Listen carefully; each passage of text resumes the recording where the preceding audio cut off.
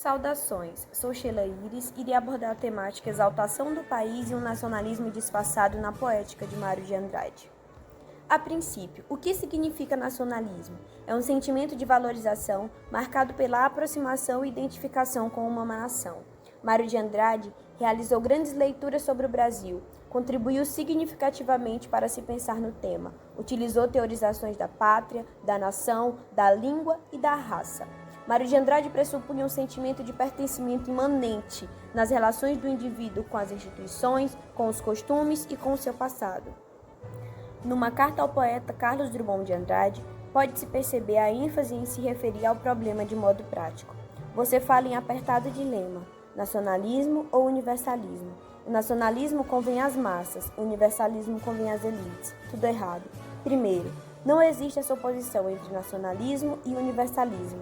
O que há é mau nacionalismo, o Brasil para os brasileiros ou regionalismo exótico. Nacionalismo quer simplesmente dizer ser nacional.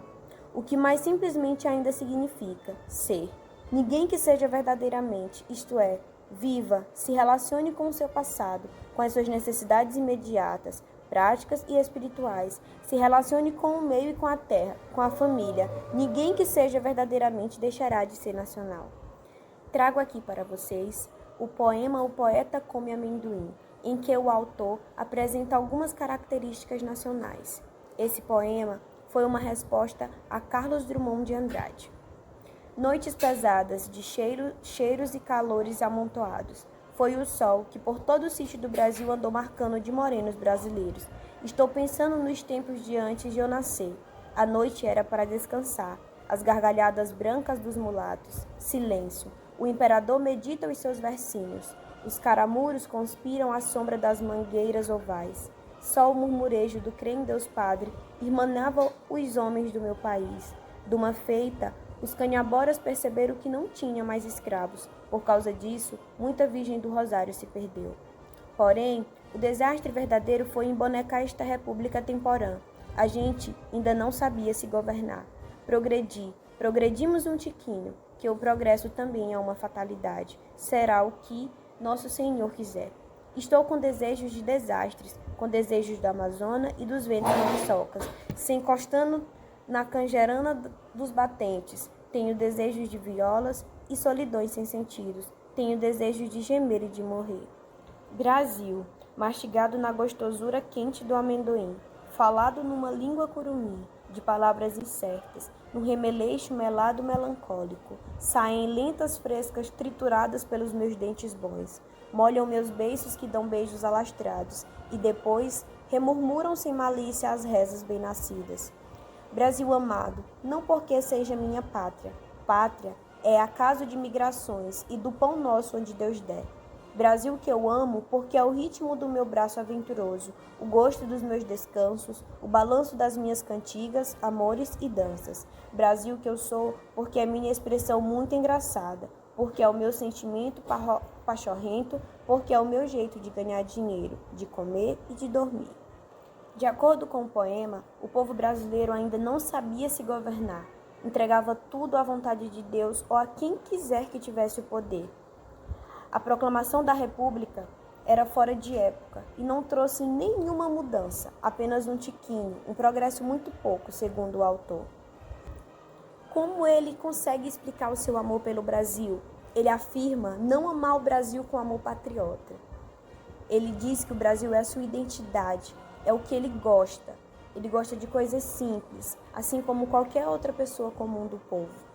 Nota-se também que o autor ele consegue enfatizar o trabalho dos brasileiros quando ele diz andou marcando de morenos brasileiros. Quando ele diz o murmurejo dos Deus Padres, ele está falando uma oração dos nativos, em que traz à tona a catequese. Quando ele diz perceberam que não tinha mais escravos, nota-se que ele se refere à abolição da escravatura.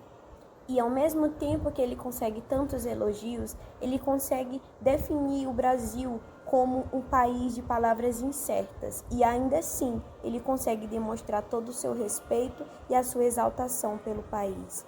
Encerro a minha fala concluindo o quanto Era grande o seu amor pelo seu país, quando ele diz: Brasil que eu amo porque é o ritmo do meu braço aventuroso, o gosto dos meus descansos, o balanço das minhas cantigas, amores e danças. Brasil que eu sou, porque é a minha expressão muito engraçada, porque é o meu sentimento pachorrento, porque é o meu jeito de ganhar dinheiro, de comer e de dormir.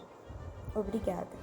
Saudações, sou Girlene e irei falar da valorização da linguagem por Mário de Andrade. O que é linguagem? É a capacidade que o homem possui de interagir com o seu semelhante por meio de palavras, oral ou escrita, de gestos e expressões fisionômicas, imagens e notas musicais, além de outros.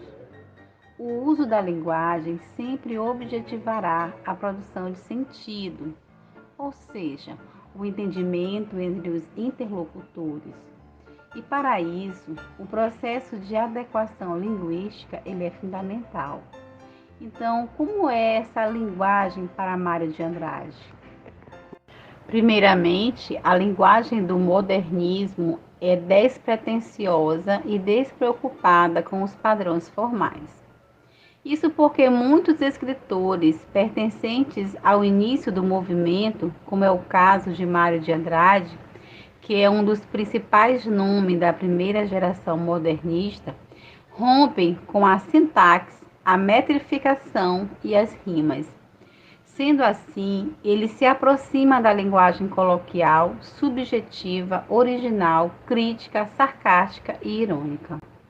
Então, a produção literária modernista destacou-se da poesia e na prosa, rompendo com os padrões estéticos vigentes.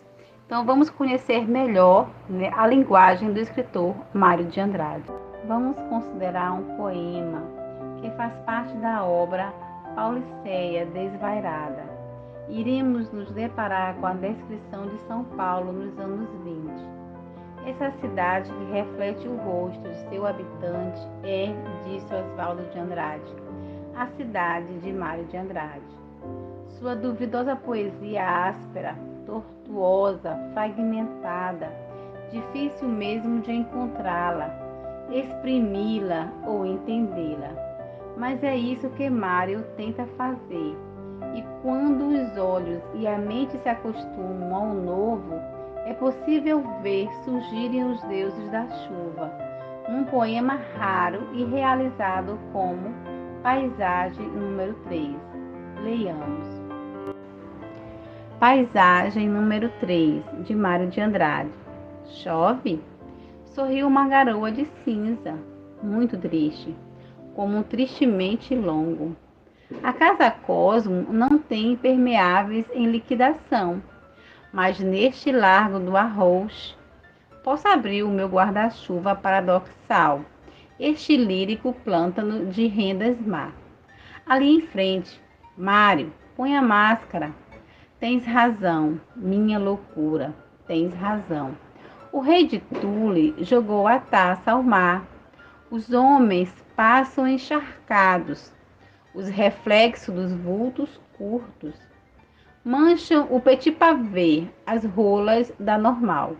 Esvoaça entre os dedos da garoa.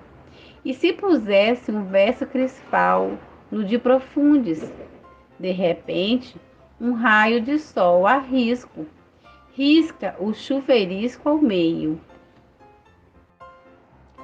Observamos nesse poema que nem sempre o poeta consegue uma felicidade de expressão assim, capaz de apresentar as condições do eu e da cidade de forma tão integrada que nos provoque a sensação de beleza harmônica. Em vez do sentimento de ferida, discrepância que dominam os outros poemas, os quais fazem parte da mesma obra, aqui a garoa sorrir triste. Logo se observa o lirismo disfarçado. Os vultos encharcados e curtos contrastam com as moças esvoaçantes, e tudo parece belo. Esse cenário de beleza descrito no poema é completado pelo surgimento de um raio de sol, ainda que arisco, que corta o chuvisco ao meio. Nesse momento, vislumbramos a presença de um novo cenário. Entretanto, não sabemos qual será a opinião do autor sobre ele, já que seu interesse é na simbiose entre o eu e a cidade, cuja garoa sorri triste. No que diz respeito à linguagem do poema em análise, observamos que ela é composta de antiteses, de cortes bruscos nas frases, de associações livres de ideias, e que tem uma linguagem que parece não ter referência fixa a qual voltar, dissonante, labiríntica e dispersa. Então, essa postura poética traduz uma liberdade ampla no uso do material linguístico. Lembra que falamos no início, que na época a linguagem modernista ela avisava isso, ela se aproximava da linguagem coloquial, ela é subjetiva, ela é original, ela é crítica, ela é sarcástica e irônica. Eu encerro aqui a minha fala. Boa noite, eu sou o Rubem. Vou falar sobre a crítica político-social na poesia de Mário de Andrade. Para demonstrar tais pontos, trago 2 trechos de 2 poesias tiradas da obra Pauliceia Desvairada. São elas, Ode ao Burguês e Moça Linda Bem Tratada. Trecho da poesia Ódio ao Burguês. Morte à gordura, morte às adiposidades cerebrais, morte ao burguês mensal, ao burguês cinema, ao burguês Tilbury, padaria suíça, morte viva ao Adriano. Ai, filha, que te darei pelos teus anos? Um colar, conto e 500. Mas nós morremos de fome. Come-te a ti mesmo, ó gelatina pasma, ó purê de batatas morais, ó cabelos nas ventas, ó carecas. Trecho da poesia Moça Linda Bem Tratada. Plutocrata sem consciência, nada porta, terremoto. Que a porta do pobre arromba, uma bomba. Pois bem, nessas poesias, Mário de Andrade demonstra toda a sua discordância com a sociedade burguesa e aristocrata de sua época. No trecho citado, de Ódio ao Burguês, vê-se raiva e indignação. Enquanto o burguês acumula gordura em todos os sentidos de sua vida, enquanto preocupa-se com o que presente oferecer à sua filha, nós, os pobres, nós, os proletários, morremos de fome. No trecho de Moça Linda Bem Tratada, a sua revolta é com os plutocratas sem consciência, que invadem as casas dos pobres e as derrubam, os expulsando para construírem seus palácios. Toda essa inquietude de Mário de Andrade o levou a assumir o Departamento de Cultura no pleito do prefeito Fábio da Silva Prado, de 1935 a 1938, onde desenvolveu vários projetos voltados ao proletariado, tais como as casas de cultura proletária e os cursos de arte proletário, que eram oferecidos aos filhos dos trabalhadores, além de abrir as portas do teatro municipal aos pobres. Por conta dessas atividades e dos termos conhecidamente marxista, como proletariado, era tido como comunista, mas nunca se aproximou do Partido Comunista, que foi fundado também em 1922. Era aliado, no entanto, do Partido Democrata. Essa é um pouco da história do homem por trás do poeta. Obrigado. Boa noite.